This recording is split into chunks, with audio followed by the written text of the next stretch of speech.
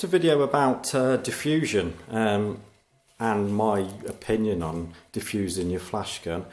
Just a few things I'll warn you about that, again, 12 years of doing it, you follow the crowd at the beginning and then you start doing it and you carry on doing things and then you suddenly think, why am I doing them? And it wasn't until I started teaching more that I realised that diffusion on a flash gun is a big enemy at weddings.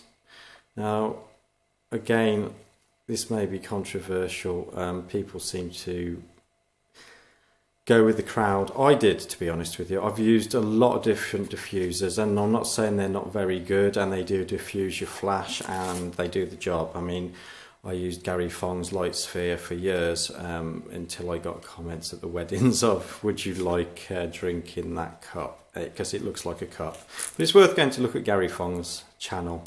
It's from the era when I did weddings, so garyfong.com, and you'll look at the light sphere diffuser. Works very well. There's a description of how it works, puts the light up into the diffuser and spreads the light everywhere. So very good. You then get Stoffen diffusers that go on the front of your flash. Nikon give you your own. With the Sunpak, they don't give you one. They don't give you one. But if you buy the Canon, they give you a bag and they give you a diffuser. So I don't know why Sunpak aren't giving you that, but maybe you won't ever buy one again once you hear this. So this might help you. So the flash is coming straight out of there. The argument for using a diffuser is the fact that that light is specular, is the word. In other words, it's got a hot spot right in the middle. Come on, Samsung, can you do this? If you can do this, Samsung, then you're staying. Well, you're not far off. But in there is your flash tube, and it's got a hot spot. Now, I don't think anyone really realises what's going on with diffusing in there. It's a bare flash. So when we say it's specular, you tend to get reflections on faces. Let's put it down for now. You tend to get reflections on faces, and people don't like it. So how can we improve that? Well, diffusion material, we used to put a nice piece of tissue over the front of the lens to make it less specular. They've done it for you. That's all I can say. You only have to do that. And there you go. It's not a hot spot anymore. Putting a piece of plastic in front of that is not going to improve that at all. But the negative side to putting something in front of that is if I told you that I've measured it and you've lost a stop of light, so you might as well have bought a cheaper flash gun, and then you put a plastic covering over that, and so you've lost another stop maybe, depending on the diffuser. You might lose 2 stops of light, 2 EV, which is a lot of light. So you're actually killing your flash gun's power by putting diffusion in front of it. Diffusion is fine if you're shooting through large umbrellas, if you're actually going to the next level with diffusion. Maybe I'll get my umbrellas out. They're in the garage. I could get them out, but I won't on this video. We'll get them out in the next one, maybe. Can I fit an umbrella under this lens? No. So, first things to think about is you've bought this massive flash gun that's guide number of 58, and now you're putting diffusion in front of the flash gun. You're killing the power of the flash gun. Therefore, it's the equivalent of, let's have a look.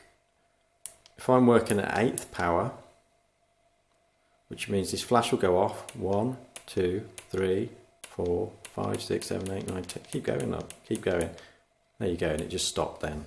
So I worked out on 8th power, I can get 8 clean photos at 8th power, which is more than enough what I'm doing. I'm usually doing 3, maybe 4 maximum in group shots.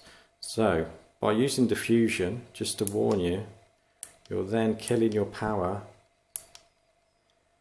So it's the equivalent of doing this, putting it to half power. So now, there you go. I only got 2 photos then. So if you said half power, obviously 2 photos. 1/8 power, obviously it's full power, so we're getting 1, 2, 3, 4, 5, 6, 7, 8. And then it starts, well, just 10 actually.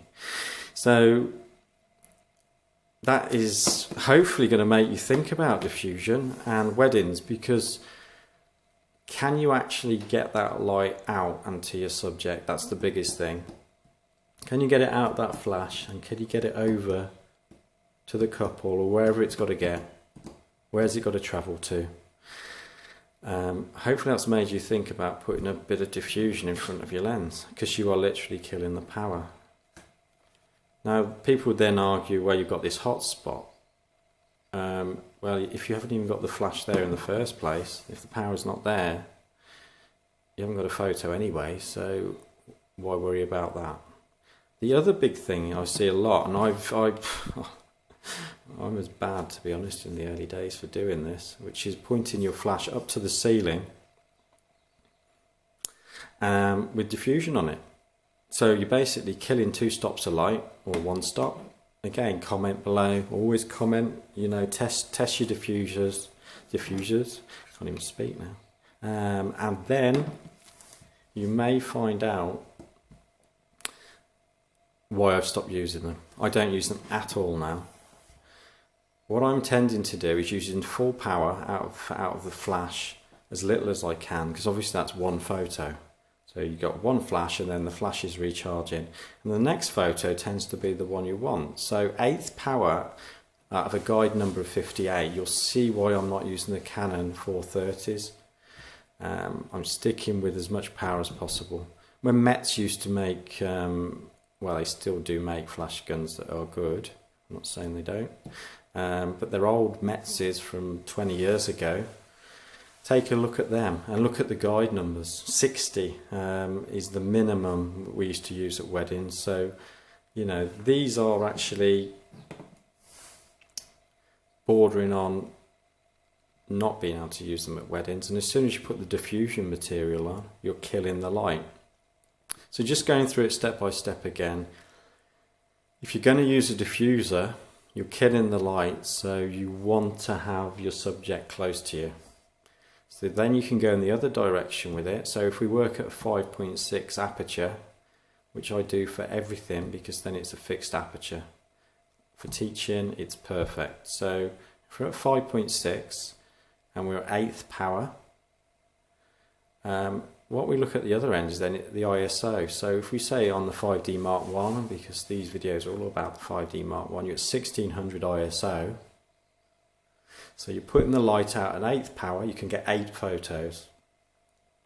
You're looking at 5.6 as your aperture, so you get depth of field for photographing group shots and people. So those are your settings. I hope this is all lining up. Hopefully you're running towards your cameras at this minute and thinking, what am I doing? Or am I going to do a wedding at the weekend? Or, you know, let's have a look. 5.6, 1/8 power. And we're at 1600 ISO. So the only thing that's going to change now is how far your subject is away from you. So as that subject gets further away from you, in theory you've got to increase the power of the flash, or your ISO will change. Well, we don't want to touch our ISO, because our ISO is for the room and the ambient light. So our subject, so then people think, well, if that subject moves 1 meter towards me, then I've got to change my flash power. Well, actually, if you fire this flash up to the white ceiling, and I mean straight up, try straight up. I don't mean forward, I mean straight up to a white ceiling, and you're in the room, and you move your subject 1 meter this way, 1 meter that way, I think you'll find that the flash exposure is not changing as much as you think. So you've got a bare light, you've got your bare flash tube firing up into a big softbox. So you turn it into a softbox. The ceiling turns into a softbox. Try angling it to corners, but just beware that, you know, most walls are a colour. If you've got a nice white wall, just remember you're going to take the colour of that wall and you're going to plonk it straight onto your subject. So this is just about white ceilings, a straightforward setup, 8 photos in a row, and you'll see why I need this guide number of 58 and I don't want to be murdering it with diffusion. For a start, you're using the ceiling as your diffuser. So your ceiling literally turns into a softbox. I hope this helps. I mean, I might do a series of these now, so let's have a look. What time is it? Yeah. Let's stop this one. It's at 10 minutes and we do a part 3.